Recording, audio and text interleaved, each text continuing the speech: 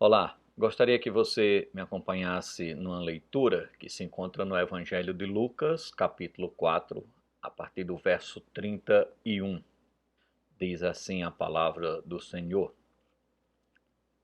E desceu a Cafarnaum, cidade da Galileia, e os ensinava no sábado. E muitos se maravilhavam da sua doutrina, porque a sua palavra era com autoridade. Achava-se na sinagoga um homem possesso de um espírito de demônio imundo, e bradou em alta voz: Ah, que temos nós contigo, Jesus Nazareno? Vieste para perder-nos? Bem sei que és o Santo de Deus. Mas Jesus o repreendeu, dizendo: Cala-te e sai deste homem. O demônio, depois de ter lançado por terra no meio de todos, saiu dele sem lhe fazer mal. Todos ficaram grandemente admirados e comentavam entre si, dizendo: Que palavras são estas? Pois com autoridade e poder ordena aos espíritos imundos e eles saem? E a sua fama corria por todos os lugares da circunvizinhança. Jesus foi de Nazaré para Cafarnaum e ali estabeleceu o seu quartel-general, o lugar onde ele mais ficou. Todos os sábados ele ensinava na sinagoga.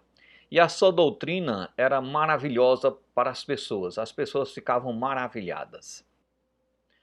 Curar no sábado era uma violação das tradições rabínicas, porém Jesus foi em frente e libertou esse homem. Sem dúvida, ele poderia esperar para fazer isso em outro dia, mas o milagre envolvia muito mais do que libertar aquele homem daquele espírito imundo. Também envolvia ajudar as pessoas a entender a diferença entre a tradição de homens e a verdade de Deus. Jesus veio para trazer o verdadeiro descanso de Deus. No entanto, os escribas e fariseus, eles não entendiam isso. Eles preferiam as tradições legalistas. Essa passagem ela nos ensina algumas lições que quero compartilhar com você. A primeira lição: o adversário está onde se menos espera. Esta é a primeira vez que Lucas fala do encontro do Senhor Jesus com pessoas com demônios. O mundo antigo acreditava que os espíritos estavam povoando o ar. Muitas vezes eles entravam através da comida, da bebida, e as enfermidades eram causadas por eles. Os egípcios, por exemplo, acreditavam que o corpo humano se dividia em 36 partes diferentes e qualquer dessas partes poderia ser invadida e dominada por um espírito mau. Havia o espírito da surdez, o espírito da febre, o espírito do enlouquecimento, o espírito da mentira, o espírito da calúnia, o espírito da imundícia e assim por diante. E no Oriente existiam várias pessoas que declaravam poder expulsar demônios e usavam uma infinidade de métodos. Por exemplo, alguns exorcistas, eles colocavam uma aliança no nariz da pessoa que estava endemoniada e depois de recitar vários poemas de feitiçaria, eles mergulhavam essa pessoa numa bacia com água que estava próxima a eles e assim eles diziam que aquele espírito tinha ido embora. Um outro método muito usado era chamado de barras, onde se cavava a terra ao redor da pessoa, amarrava-se um cão nessa pessoa e acreditava-se que então que e aquele cachorro puxando o endemoniado, assim ele tirava, ele arrancava o demônio daquela pessoa. E depois o cão morria em substituição àquele homem. E vários outros métodos eram usados. Nos nossos dias, tem um pensamento comum que acreditar em espíritos maus é coisa do passado. E isso não existe, isso já foi superado. Entretanto, Jesus creu na existência de demônios. É claro que os escritores neotestamentários não atribuíam todas as enfermidades e as deficiências físicas à presença ou operação de espíritos maus. Mas a Escritura reconhece um ser distinto e diabólico alheio a pessoa possessa que controla este indivíduo. E esses demônios podem estarem onde menos se espera. No caso aqui, era uma sinagoga que servia para unir os judeus e ajudá-los a não esquecer de Deus. As reuniões eram para adorar Deus e eles realizavam cânticos, liam a Escritura e envolviam ensinamento e exortações conforme era lida as Escrituras. Era justamente nesse lugar que um homem possesso de demônio estava. Existe um pensamento no meio protestante que diz que o diabo não perde um culto. Era justamente nesse lugar de culto a Deus que um homem endemoniado estava. Um demônio estava ali ouvindo os ensinamentos do nosso Senhor Jesus Cristo, ouvindo a leitura das Escrituras. Portanto, é muito necessário ter em mente a advertência que é nos dada lá em 1 Pedro, capítulo 5, verso 8 e 9. Serdes sóbrios e vigilantes. O diabo, vosso adversário, anda em derredor, como um leão que ruge procurando alguém para devorar. Resisti-lhes firmes na fé, certo de que os sofrimentos iguais aos vossos estão se cumprindo na vossa irmandade espalhada pelo mundo. Devemos estar de prontidão. O inimigo não perde oportunidade, ele usa situações, ele usa pessoas para nos destruir, para nos atacar. E não existe um lugar aqui nessa terra que ele não possa estar presente. Até mesmo na adoração a Deus, um local onde se está adorando o verdadeiro Deus, ele está ali presente. E nós devemos considerar. Não é que vamos ver o diabo em tudo, mas devemos saber que ele sim está presente e que ele vai sim nos atacar. Existe uma batalha espiritual. E o apóstolo Paulo, quando escreve aos Efésios, ele deixa isso bem claro. Nós estamos na luta, nós estamos na batalha. Nós sabemos que o inimigo, ele não para, ele não descansa. Ele ataca todos aqueles que adoram o verdadeiro Deus. E ele faz isso em qualquer lugar. Onde menos se espera, ele está ali para atacar. Esta é a primeira lição. Uma segunda lição que nós podemos tirar nesse texto é que deve existir uma coerência entre o discurso e a vida de quem está discursando. O verso 35 mostra isso. A autoridade de Jesus era algo totalmente novo. Quando os rabinos ensinavam, eles sempre sustentavam as suas declarações com citações, dizendo assim: existe um dito que, e aí mencionava um outro rabino. Quando os profetas falavam, diziam: assim diz o Senhor.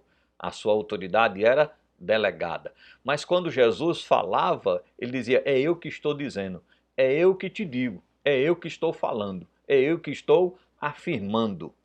O Senhor Jesus não necessitava de nenhuma autoridade o apoiasse. Não precisava de uma autoridade delegada. Ele era a autoridade encarnada. É ele que tinha toda a autoridade. E isso aqui era algo novo. Se estava diante de um homem que falava como alguém que sabia o que estava falando e tinha toda a autoridade para falar. Em toda a esfera da vida, o perito tem um certo ar de autoridade. Isso nós já percebemos. Quando alguém é perito, quando alguém tem muito conhecimento em determinada área, ele fala com autoridade. Quando nós chamamos um especialista para resolver determinado problema, nós cremos que ele vai resolver, porque ele não só fala, as suas ações comprovam isso. Ele já foi aprovado e ele tem então autoridade para resolver aquela situação.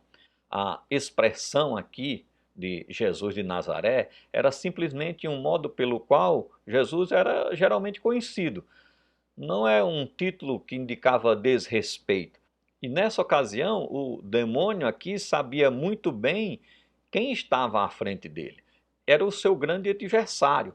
Era aquele que veio para destruir as obras de Satanás. E tanto ele tinha esse conhecimento, como ele chama o Santo de Deus. E de fato, Jesus é santo, totalmente sem pecado, cheio de virtude e que manifestou isso aqui nessa terra, através de suas obras. Jesus emite uma ordem decisiva para esse demônio: cale-se e saia. E o demônio obedece imediatamente. Ele joga aquele homem no chão e Lucas, sendo um médico, ele logo faz questão de dizer que não trouxe nenhum dano para aquele homem. Ele não causou nenhum mal àquele homem, apesar de quando saiu, o jogou no chão. A impressão que temos é que a expulsão do espírito imundo ocorreu em poucos instantes, foi questão de segundo, foi o Senhor Jesus dando a ordem e aquele demônio saindo, sem nenhum espetáculo. Jesus sendo objetivo, Jesus pregando e agindo de forma coerente.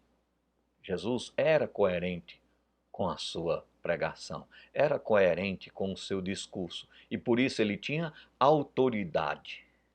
Certa vez ele disse: quem me convence de pecado? E olha que ele fez isso diante dos inimigos. E não apareceu ninguém para mostrar que o Senhor Jesus tinha cometido qualquer pecado. Então ele ensinava com autoridade, porque existia coerência com as suas ações. Bem diferente dos escribas e fariseus. Em Mateus 23, de 1 a 3, diz: então falou Jesus à multidão e aos seus discípulos.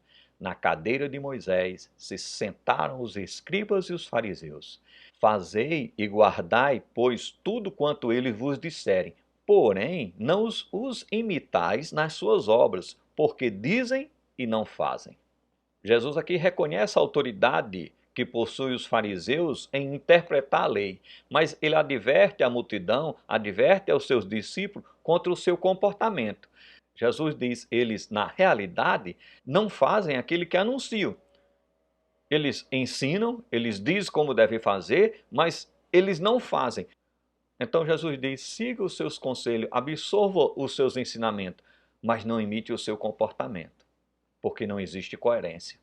E não tendo coerência, não existe então autoridade. E essa era a questão que envolvia os fariseus e os escribas. Eles não tinham autoridade no seu ensino. Não era porque o seu ensino era completamente ruim, mas porque eles não faziam aquilo que pregavam. Não existia coerência entre discurso e vida. De nada adianta um discurso bonito se não existe vida envolvida. Então, a segunda lição que nós tiramos desse texto é que deve existir uma coerência entre o ensino e a vida de quem ensina. Deve existir coerência com aquilo que sai dos meus lábios e o que as minhas ações revelam. Uma terceira e última lição que nós podemos tirar desse texto é que confessar a Cristo vai muito além de ouvir e admirar os seus ensinamentos. O verso 36 mostra isso. Esperava-se que as autoridades da sinagoga pedissem a Jesus que lesse as Escrituras e pregasse. A sua apresentação foi tão impressionante que o auditório ficou perplexo. Ficaram admirados, ficaram maravilhados. A palavra usada para mostrar esse sentimento poderia ser traduzida como se sentiram golpeados. Era um estado que não desaparecia imediatamente, mas que demorou algum tempo para se absorver tudo aquilo. Jesus pregava a verdade, ao contrário dos sermões de muitos rabinos que eram cheios de corrupção e evasivos. Jesus apresentava temas importantes para a vida, mostrava preocupação com o bem-estar das pessoas e levava aquelas pessoas a ter um encontro com Deus. Os escribas, por sua vez, desperdiçavam o tempo do povo com trivialidades. Faltava amor em suas palavras, faltava preocupação com o bem-estar das pessoas. Mas mesmo o povo ouvindo com entusiasmo, mesmo o povo ficando admirado, perplexo com os ensinamentos do Senhor Jesus, essas pessoas não confessaram Jesus como Senhor e Salvador de suas vidas. Veja as palavras de Jesus em Mateus 11 e 23. Tu, Cafarnaum, elevar-te-ás porventura até os céus?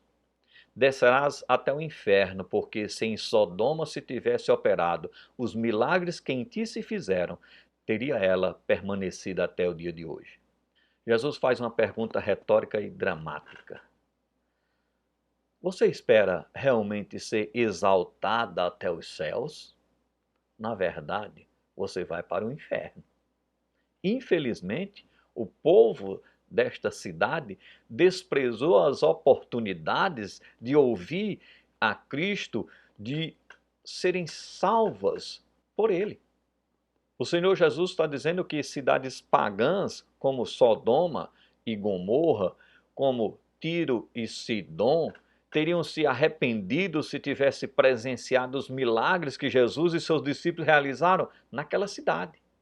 Cafarnaum teria sido exaltada até os céus pela honra de ter o Messias morando ali. Mas o grande privilégio de Cafarnaum se tornou, na verdade, uma grande responsabilidade e um maior julgamento. O Senhor está dizendo que Cafarnaum vai ser julgada justamente porque presenciou os milagres, justamente porque teve o privilégio de ouvir os ensinamentos do Senhor Jesus Cristo, mas não se arrependeram. Então, confessar a Cristo vai muito além de ouvir e admirar. É necessário reconhecê-lo como Senhor e Salvador de sua vida. E para reconhecer o Senhor Jesus como Senhor e Salvador, é necessário a gente perceber primeiro quem nós somos diante de Deus, pecadores. Que as nossas obras, as nossas atitudes não merecem os céus. Pelo contrário, merecem o inferno, como Cafarnaum. Ter o Senhor Jesus como Salvador é observar e reconhecer a obra que ele realizou. O seu sacrifício lá na cruz do Calvário. É perceber o verdadeiro motivo da morte de Cristo. Não é só ficar emocionado com sua morte. Não é só ficar emocionado, admirado com seus ensinamentos. É saber o verdadeiro motivo, o verdadeiro propósito, tanto dos seus ensinamentos como de sua morte. É saber que não existe em nós nada que nos faça merecer os céus. Para ir ao céu, nós precisamos de Cristo. Somente quando isso acontece, nós somos alcançados pela graça de Deus. Nós entendemos o evangelho da salvação e nos tornamos cidadãos dos céus. É preciso ter um encontro pessoal com o Senhor Jesus para tê-lo como Salvador. Não é só ficar admirado com os seus ensinamentos. Não é só ficar emocionado com a sua morte. É muito mais do que isso. É reconhecer a necessidade de tê-lo como Senhor e Salvador de nossas vidas. Se você ainda não teve uma experiência com Cristo, de nada adianta você ficar admirado com os seus ensinamentos. De nada adianta você ficar perplexo diante das suas mensagens. Isso não leva para o céu. Foi justamente o que aconteceu com Cafarnaum. E eles foram condenados pelo Senhor Jesus Cristo. É preciso que você, então, confesse a Cristo como Senhor e Salvador de sua vida. Então, observando esse texto e considerando tudo aquilo que aconteceu naquela sinagoga lá em Cafarnaum, quando o Senhor Jesus ensinou no sábado, nós podemos tirar algumas lições. A primeira lição é que o adversário está onde se menos espera. A sinagoga servia para unir os judeus, para ajudá-la a não esquecer de Deus. Mas era justamente nesse local onde tinha um homem endemoniado, possesso por demônios. Devemos então estar de prontidão, sabendo que o inimigo não perde a oportunidade. Ele tentará usar situações, pessoas para nos destruir, para nos afastar de Deus. A segunda lição é que deve existir uma coerência entre o discurso e a vida de quem discursa. Havia uma coerência completa entre os ensinos do Senhor Jesus e as suas ações. Então, não adianta ter um discurso bonito se não existe vida nesse discurso. E por fim, confessar a Cristo vai muito além de ouvir e ficar admirado com seus ensinamentos. É necessário ter uma experiência com Cristo, um encontro pessoal onde se reconhece o seu senhorio, onde se reconhece a necessidade de ser salvo por Ele. É isso que importa, é isso que tem valor. Faça isso e desfrute a vida eterna com Deus. Que Deus nos abençoe.